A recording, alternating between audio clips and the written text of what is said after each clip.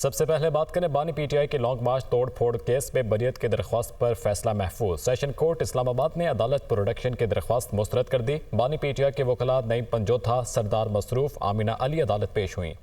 बानी पीटीआई को अदालत तलब किया जाए। वकील की इस्तदा बानी पीटीआई की मौजूदगी में दलाइल देना चाहते हैं। वकील नईम, बानी पीटीआई को अदालत लाते हुए रास्ते में कुछ हो गया तो कौन जिम्मेदार होगा?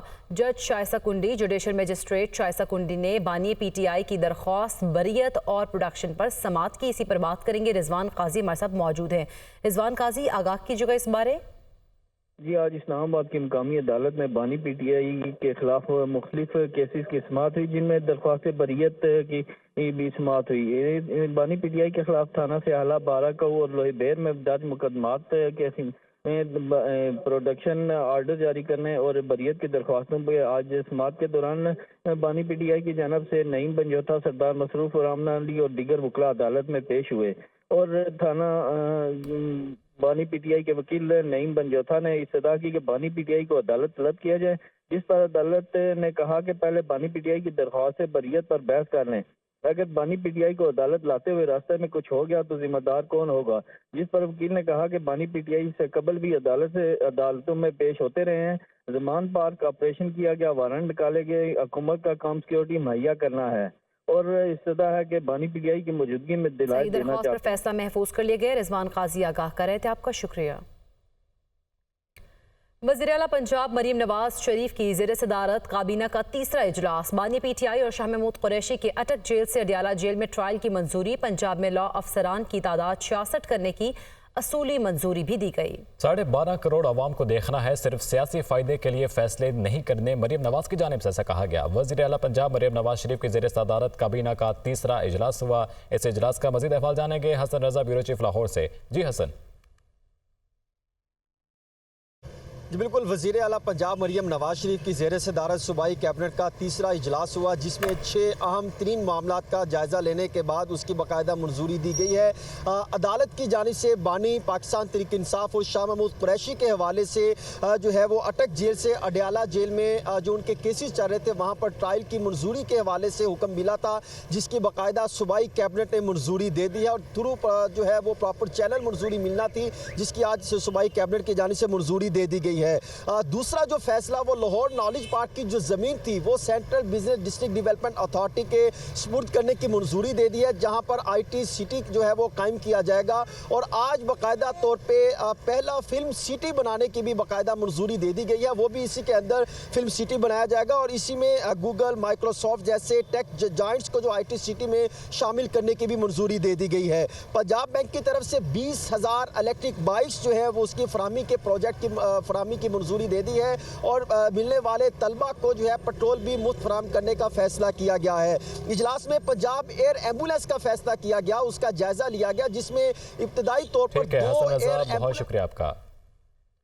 अब आपको बराह रास्त चले, मुस्लिम लीग नून के रहनुमा आज़म नज़ीर तारा इस वक्त मीडिया से गुफ्तगू कर रहे हैं। नेशनल असम्बली जो है वो इस्लामाबाद कैपिटल टेरिटरी की दोनों नशिस्तें, टेक्नोक्रेट की नशिस्त और जनरल नशिस्त के ऊपर फैसला करेगी कि कौन से 2 जो उम्मीदवारान हैं वो कामयाब होंगे कौमी असम्बली के वोटों से। बहुत शुक्रिया जी।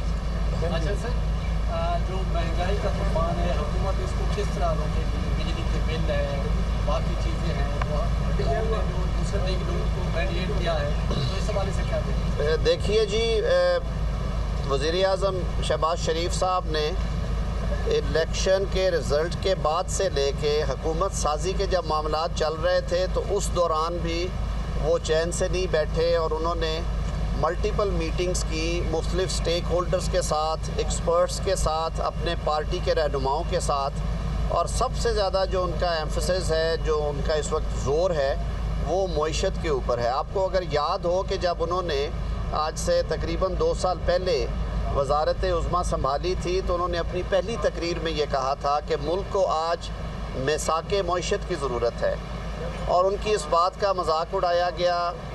जो अपोजिशन जमातें थी, ख़ास तौर पे पाकिस्तान तहरीक इंसाफ उस वक्त की और उस वक्त के उसके चेयरमैन, उन्होंने कहा कि जी ये गैर आइनी है और ये गैर कानूनी है। भाई ये मईशत को दुरुस्त करना कहाँ से गैर आइनी हो गया और गैर कानूनी हो गया?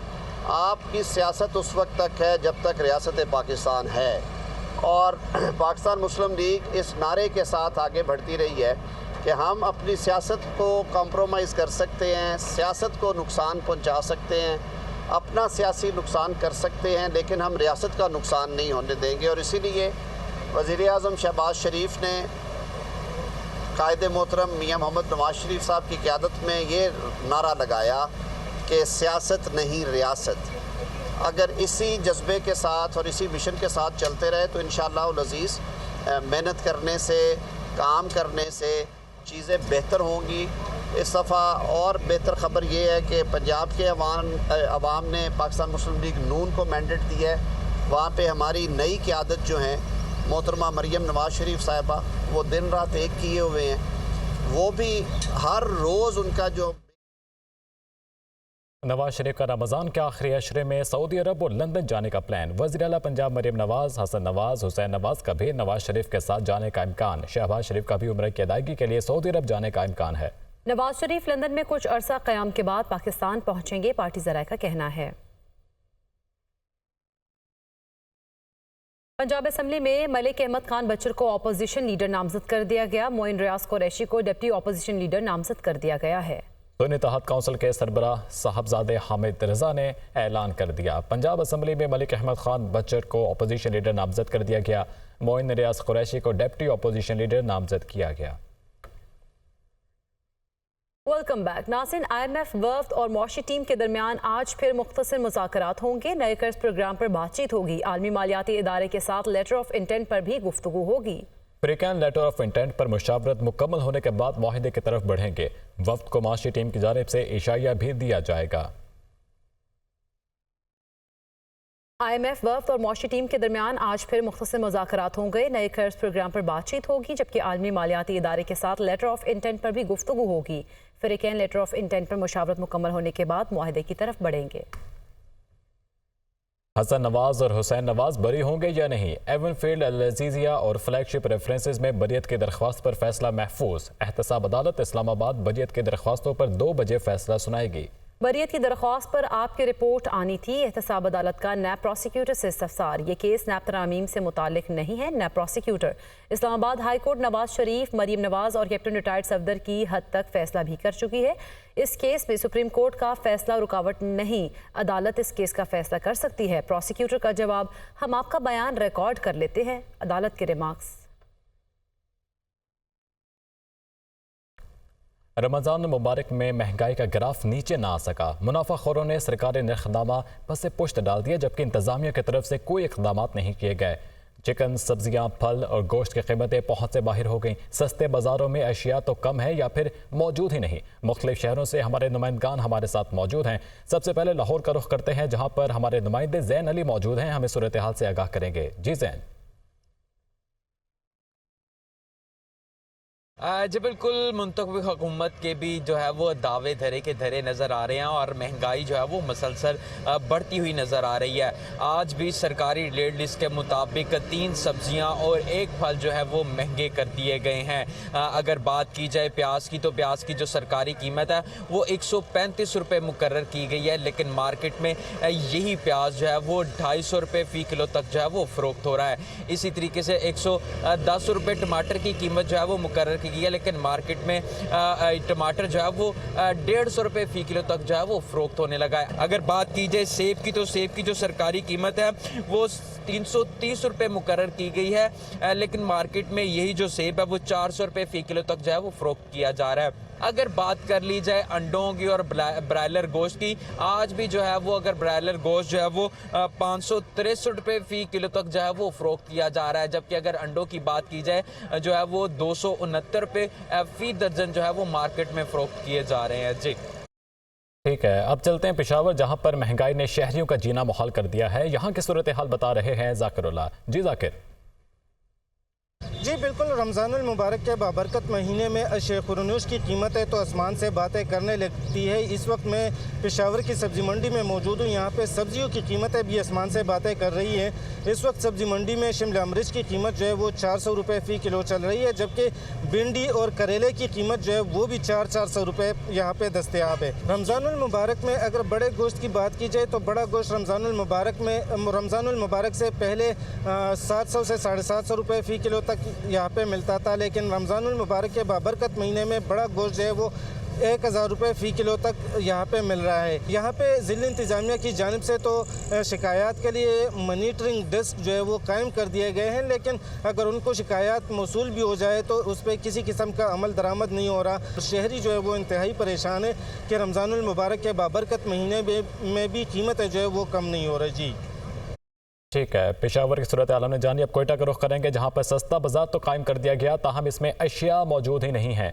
वहां से बता रही हैं हमारी नुमाइंदा सुमन इस्माइल। सुमन, बताइएगा, चूँकि अदायगी अदम प्रोवाइड किए गए हैं अशिया, तो क्या सूरत हाल है वहाँ पर? जी बिल्कुल, रमज़ान का पहला अशरा मुकम्मल होने को है और आखिरकार कोयटा की इंतज़ामिया की जानिब से सस्ता बाज़ार लगा दिया गया है। 27 लाख आबादी के शहर के लिए एक सस्ता बाज़ार लगाया गया है, जिसमें पोस्टर्स और बैनर्स की हद तक तो यहाँ पर सस्ता बाज़ार लगाया गया है, लेकिन ना ही यहाँ अशिया खुर्दोनोश फ़रोख्त की जा रही हैं और ना ही कोई फ़रोख्त करने वाले हमें दुकानदार नज़र आते हैं। अगर हम बात करें यूटिलिटी स्टोर्स की, तो वहाँ यूटिलिटी स्टोर्स सामान से भरे नज़र आते हैं, लेकिन शहरियों की एक बड़ी तादाद BSP में रजिस्टर्ड ही नहीं है, जिसके बायस यूटिलिटी स्टोर्स में कहीं भी जो है वो शहरी खरीद फरोख्त करते नज़र नहीं आते। जहाँ तक सस्ते बाज़ार की बात है, तो आज सस्ते बाज़ार का दूसरा रोज़ है और आप यहाँ देख सकते हैं कि अशिया के नाम पर गोश्त, मुर्गी या चीनी, आटे के नाम पर सिर्फ और सिर्फ तस्वीर ही लगाई गई हैं। इसके अलावा हमें यहाँ कुछ नज़र नहीं आता। जी ठीक है सुमन इस्माइल, बहुत शुक्रिया, आप हमें आगाह कर रही थी। इसी के साथ पेशावर से हमारे साथ मौजूद थे और कोयटा से भी हमें अपडेट कर रही थी। बहुत शुक्रिया आपका।